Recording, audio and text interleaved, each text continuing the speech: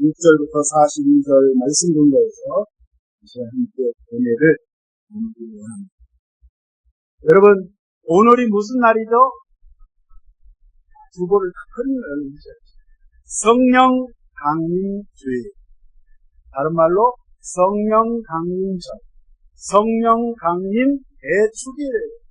전 세계 카톨릭 포함해서 러시아 정교회 예수를 그리스도로 믿는 크라이스트 기독교는 오늘 성령 강림주일로 예배를 드립니다.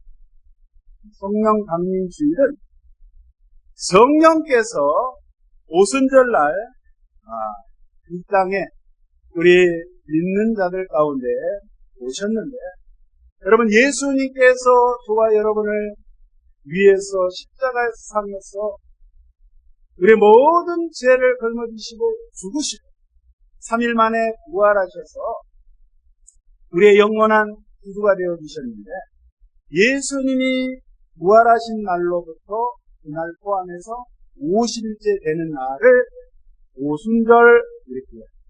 그래서 오순절날 성령 강림에서 예루살렘 요한 마가의 다락방에 주님을 따르던 제자들과 함께 120여 명이 그곳에 모여서 10일 동안 간절히 예수님이 이 땅에 계시면서 마지막 하신 말씀 가운데 너희가 예루살렘을 떠나지 말고 아버지 하나님의 약속하신 것을 기다리라. 예수님도 보혜사가 됐어요. 보혜사라는 것은 우리들 곁에서 우리를 도와주시는 헬퍼, 우리에게 카운셀링, 상담을 해주시고 우리를 위로해 주시고 우리에게 힘과 용기를 주시는 분이 보혜사인데, 그 예수님이 보혜사신데 예수님이 이제 승천하시기 전에 내가 너희를 위해서 또 다른 보혜사를 너희에게 보내겠다. 그게 바로 성령 하나님이신 줄로 믿습니다. 바꾸어 말하면 예수님이 아예 떠나신 게 아니라 예수님의 영 되시는 그 성령님이, 예수님이 성령님이신 거예요. 그분이 우리와 함께 세상 끝날까지 내가 너희와 함께 하리라 약속을 하셨는데, 그 약속하신 그대로 오순절날 마가 다락방에 성령이 강력하게 임했습니다. 그래서 각 사람들이 하나님 앞에 기도하는 가운데 이 성령이 위로부터, 하늘로부터 각 사람 심령 가운데 머리에 불로 떨어졌어요. 그래서 이 사람들이 전에는 예수님을 따라다녀도 믿음이 없어요.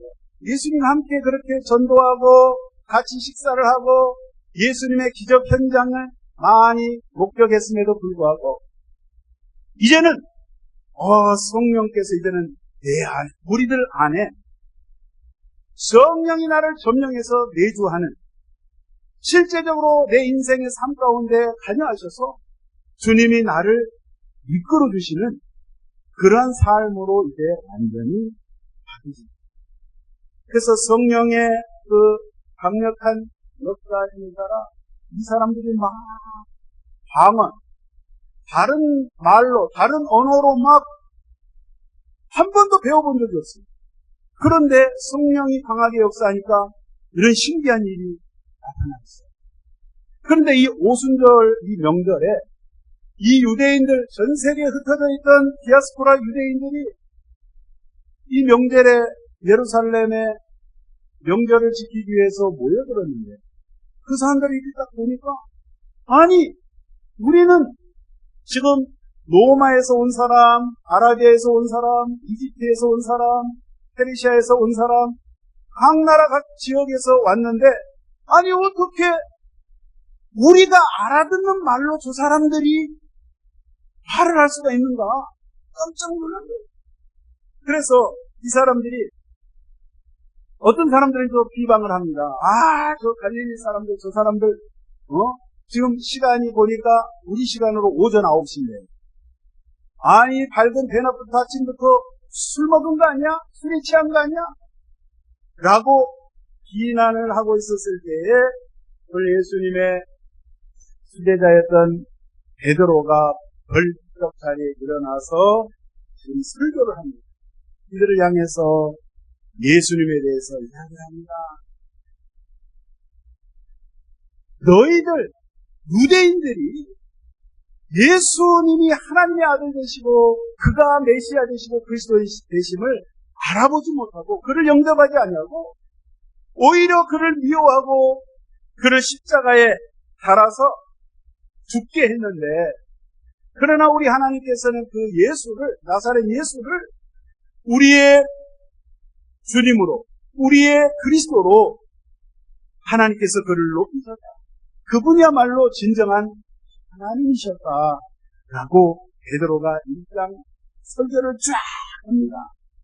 이 설교 말씀을 듣고 지금 이 사람들이 충격을 받은 거예요. 그래서 오늘 말씀에 여기 보니까 37절에 그들이 이 말을 듣고 마음에 찔려 베드로와 다른 사도들에게 물어 이르되 형제들아 우리가 어찌할꼬. 한번 따라하겠습니다. 형제들아 우리가 어찌할꼬. 이 사람들이 말씀을 듣고 성령이 충만해가지고 그 성령의 역사하심 따라 베드로가 설교를 했어요. 사실요, 베드로가 설교한 내용을 분석을 해보면 스데반 집사님이 나중에 이 설교한 거하고 비교를 해서 보면요, 훨씬 스데반 집사님이 설교를 잘했어요.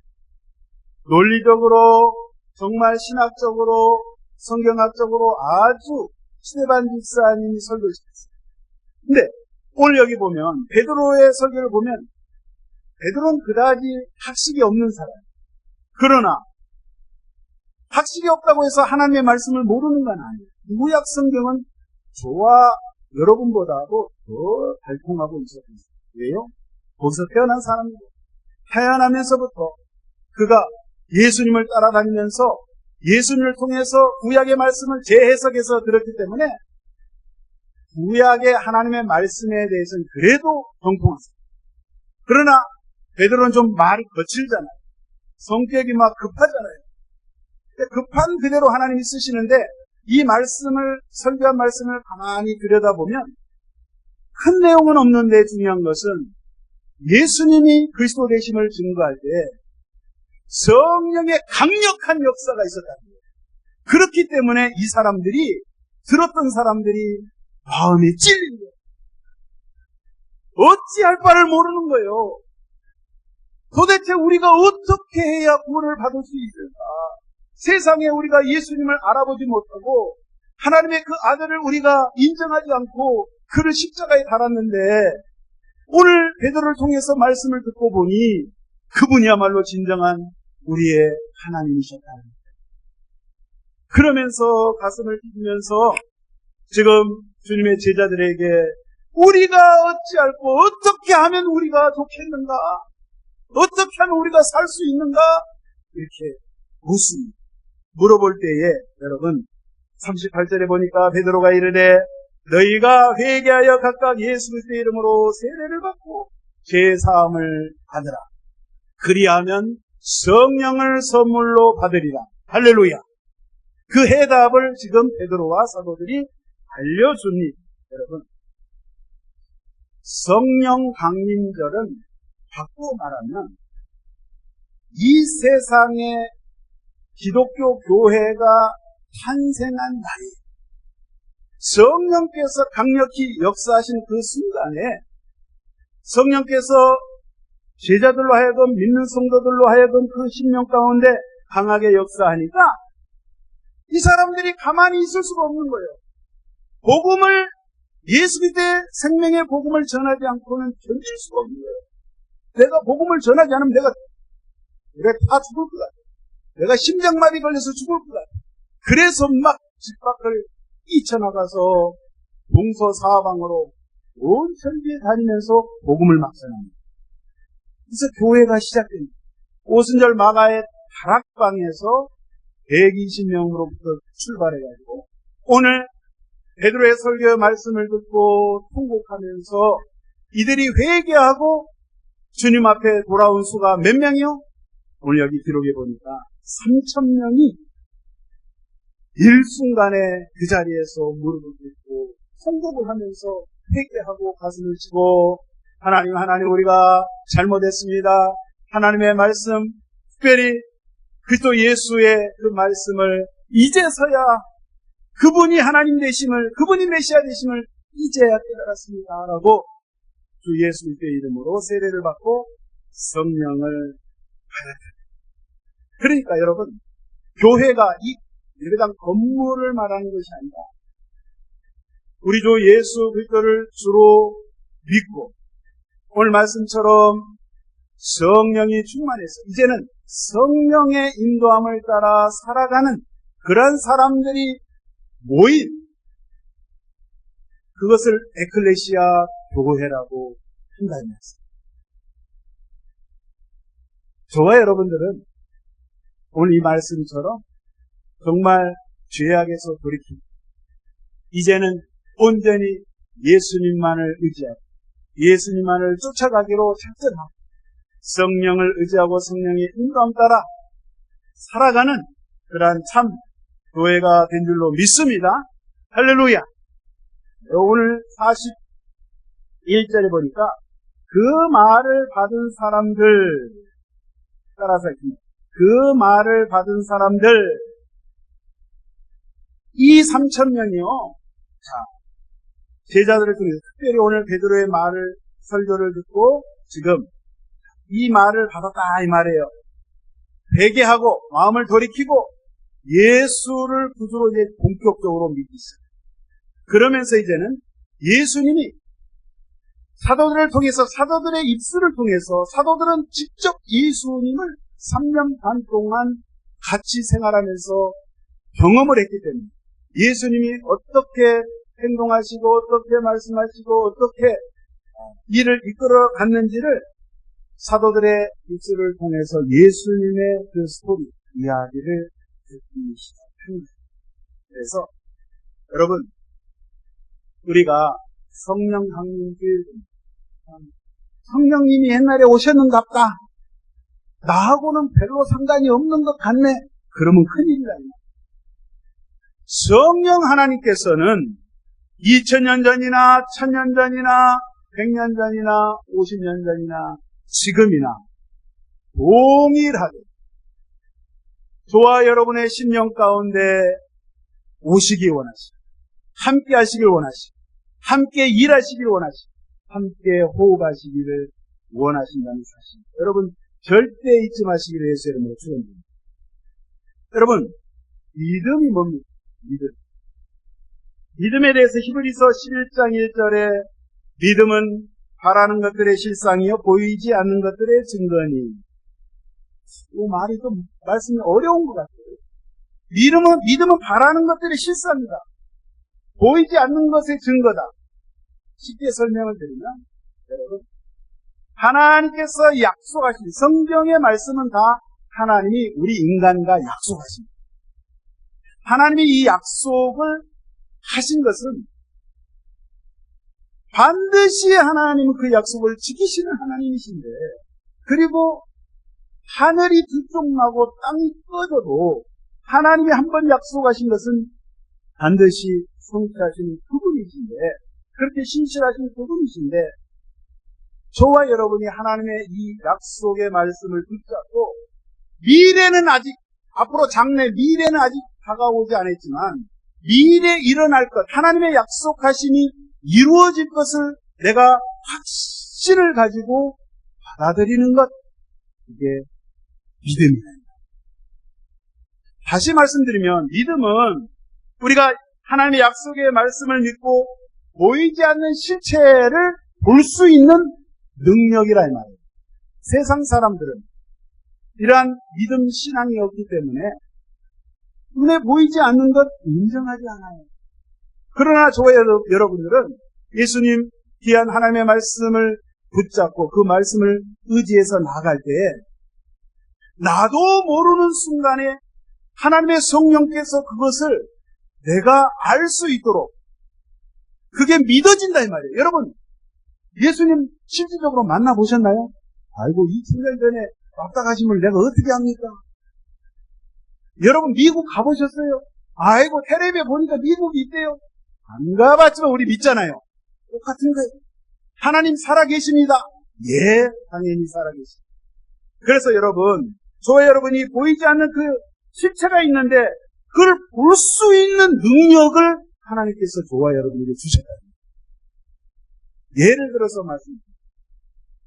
예를 들면 이 세상 살아갈 때 어떤 사람 그런 이야기.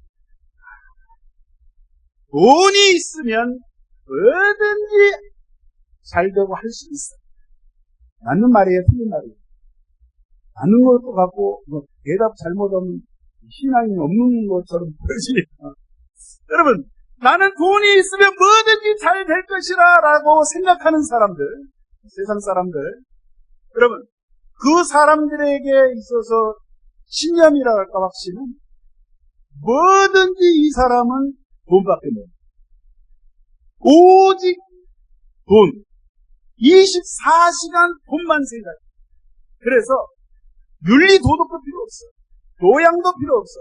돈 버는 일에는 목숨을 걸어요. 근데 돈을 쓸지는 몰라. 벌지는 않은데 그걸 잘 써야 되는데 쓸지는 몰라. 그래서 돈 그렇게 살아가는데 여러분 이 돈을 쫓아가는 사람 가만히 보세요. 그 사람의 모습 속에 그 사람은 그 돈에 대한 믿음이 있기 때문에 그 사람의 말과 행동과 표정과 모든 생활 양식 자체가 돈으로 나타납니다. 물질로 나타납니다.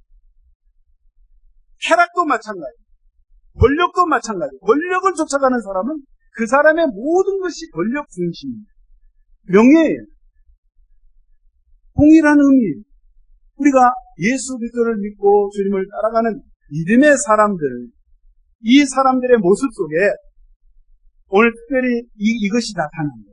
세상을 이제 떠나서 세상으로부터 우리가 회개하고 돌이켰을 뿐만 아니라 예수님을 붙잡고 이제는 예수님만 따라가고 예수님이 나를 통해서 나의 삶을 통해서 예수님이 드러나도록 그렇게 살아가는 사람, 그 사람이 바로 교회다. 아멘이십니까? 그 사람이 진정한 신앙입니다. 이 말씀입니다. 그래서 오늘 여기 말씀 42절부터 여기 40절을 한번 보도록 하겠습니다. 자, 이 사람들이 정말 회개하고 돌아섰을 뿐만 아니라 이제 예수님을 붙잡고 있다는 그 증거를 보여주고 있는데 40절 보면 그들이 사도의 가르침을 받아 서로 교제하고 떡을 떼며 오로지 기도하기를 힘쓰니라.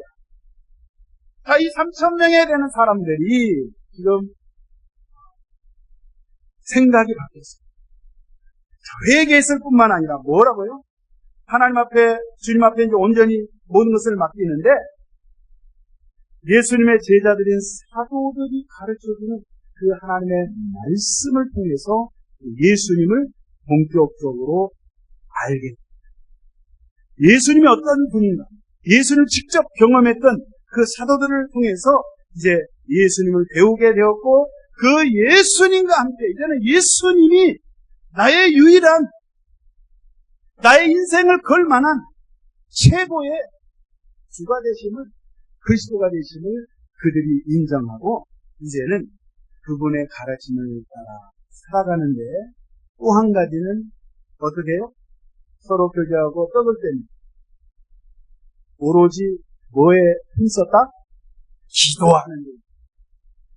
여러분, 말씀 가지고는 안 되고 오늘 보니까 기도에 힘써야 된다라고 말씀하고 있습니다. 여러분, 우리가 이 세상 살 때 이 육신은 빵을 안 먹으면, 밥을 안 먹으면 메가리가 있어요, 없어요? 네. 요즘 영양 좋은 것 그거는 몸에 안 좋다 그러면 안 먹어요. 좀. 가공식품, 가공육은 그거 발암물질 있어. 안 먹어, 못 써. 몸에 안 좋대. 혈관에 좋은 것, 단백질도 여러분, 참, 요즘 먹을 거 많죠? 네.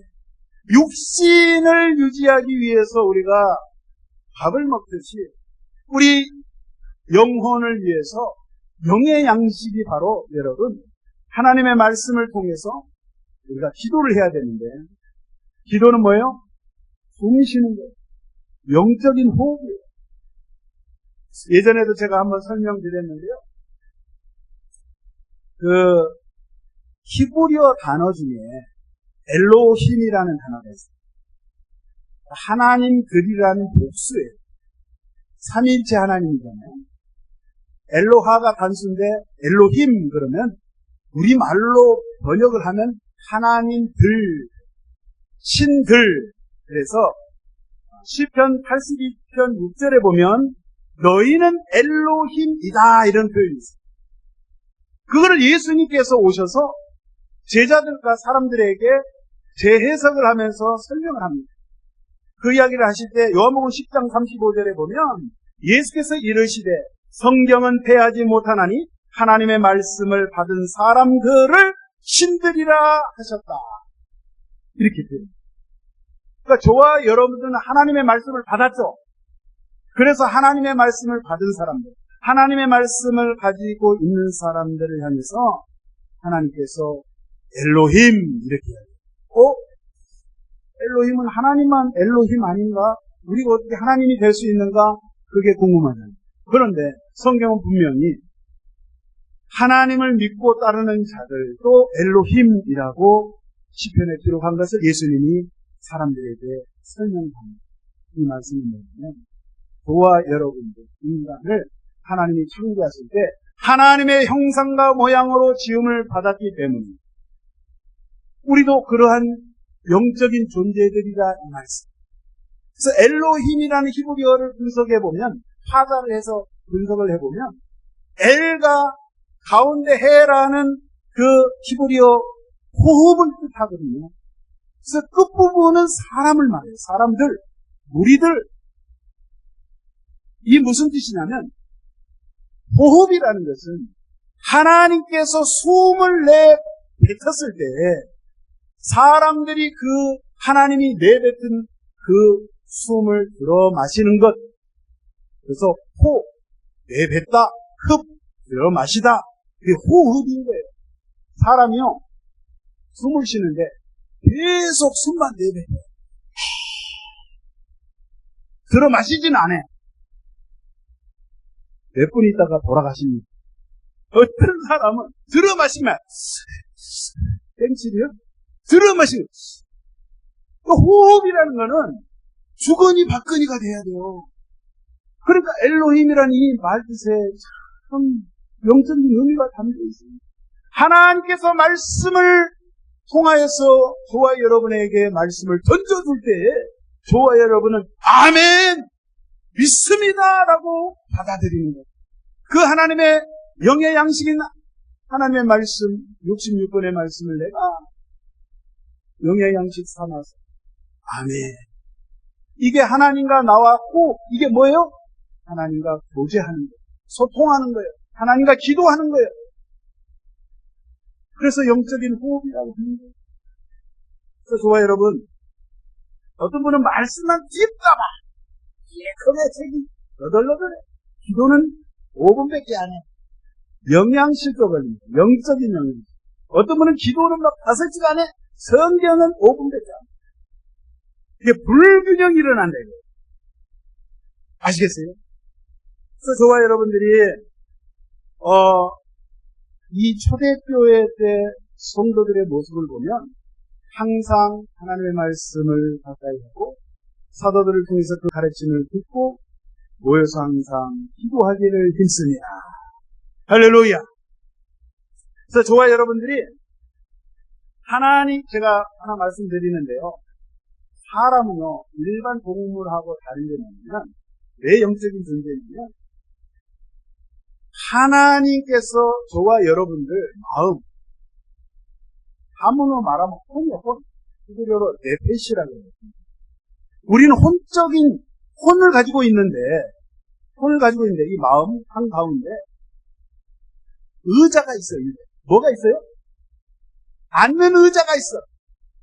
누가 이 의자에 앉느냐에 따라서 내가 어떤 존재가 되느냐 결정나는 거예요. 우리가 육신을 쫓아서 세상적인 것을 쾌락을 쫓아서 안목의 정력, 이생의 자랑, 육신의 정력을 쫓아서 살아가는 사람들은 특징이 뭐냐면 그 세상적인 탐욕이 내 마음의 의자에 앉아있는 거예요. 그것이 주인이 되다 보니까 내 이 의자 가운데 지정의가 있어요. 지식과 감정과 의지가 있다는 거예요. 그것이 모두 세상적인 것으로 그 의자에 가득하기 때문에 그 왕자에 그것이 앉아있으면 그것을 쉬운 말로 세상 사람, 마귀의 자녀, 마귀의 종이다 이렇게 이야기할 수 있어요. 그러나 우리가 예수 그리스도를 구주로 영접하고 회개하고 이제 하나님의 백성이 있어요. 하나님의 백성된 저와 여러분들은 우리 혼 가운데 우리 내펫이 이 중심에 마음 중심에 거룩하신 성령 하나님의 그 영이 이제는 내 의자에 마음의 의자에 앉아 계시는 거예요. 그분이 나를 점령하고 나를 통치하시기 때문에 원수도 용서할 수 있는 마음을 내게 부어주시고 불쌍히 여기고 긍휼히 여기는 마음, 하나님의 마음, 하나님의 그 의로움과 그 거룩함을 쫓아서 살아갈 수 있도록 성령께서 나를 이끌어 가신다. 그러면 이러한 사람을 우리가 하나님의 자녀, 하나님의 사람 이렇게 말씀합니다.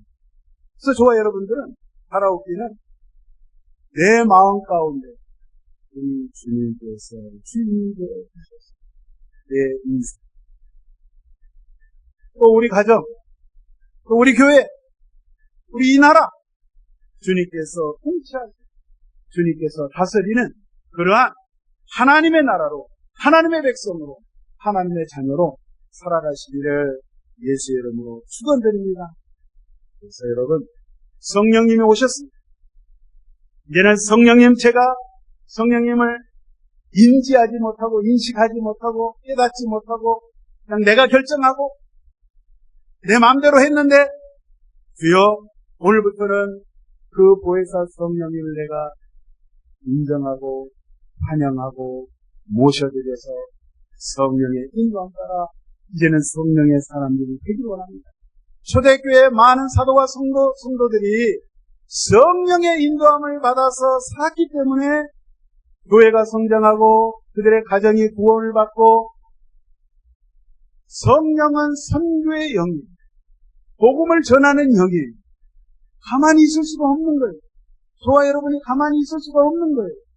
내가 세상적인 말만 했던 사람이 이제는 완전히 변화가 되어서 예수님만을 사랑하고 예수의 십자가를 의지하고 그 예수의 피의 복음만을 나는 이제부터 전하겠다. 그 예수님만을 자랑하겠다. 이런 마음의 결단을 할 수 있도록 성령께서 저와 여러분을 이끌어 주십니다. 그런 여러분 다시 한번 성령 강림주의를 맞이했어요. 주여 성령님, 보혜사 성령님, 저를 붙잡아 주옵소서. 저를 이끌어 주옵소서. 항상 주의 뜻대로 살아가길 원합니다. 인도하신 따라 살아갈 때 저와 여러분 가운데 마음 가운데 항상 싱글벙글 생글벙글 너무 좋은 거야. 저 사람 쥐뿔도 없는데 속뿔이 있는 것 같아. 너무 행복해하는 거야. 예수 믿지 않는 사람이 보나 예수 믿는 사람이 보나 아유 저 집사님은 저 권사님은 왜 이렇게 좋은 일이 느리나 봐. 그런 이야기 들으시기를 주의 이름으로 축원드립니다. 한 주간도 성령을 의지하시고 승리하시기를 주의 이름으로 간곡히 부탁드립니다. 기도합니다. 사랑의 주님 감사합니다. 오늘 성령 강림주의를 맞이하였습니다. 성령님께서 나를 위해서 말할 수 없는 탄식 가운데 이하여 기도하고 있음을 아버지 하나님들 생각하며 영으로 깨어있는 죄를 되게 하여 주시고 성령님을 늘 인정하고 환영하고 모셔드리고 주의 말씀 따라 살아갈 수 있는 귀한 성도들로 하나님 인도하여 주시어서 항상 우리의 삶이 우리의 신앙생활이 기쁨과 소망 감사가 넘치는 그러한 삶으로 주여 인도하여 주시옵소서. 아버지 이렇게 붙잡아 주심을 믿사옵고 감사드리며 예수님의 이름으로 기도합니다. 우리 말씀 생각하시면서 주여 내게 성령의 충만함을 주시고 말씀을 통하여서 하나님 내 영이 새로워지기 원합니다. 주여 붙잡아 주시옵소서. 주여 한번 물어보 동성 기도합니다.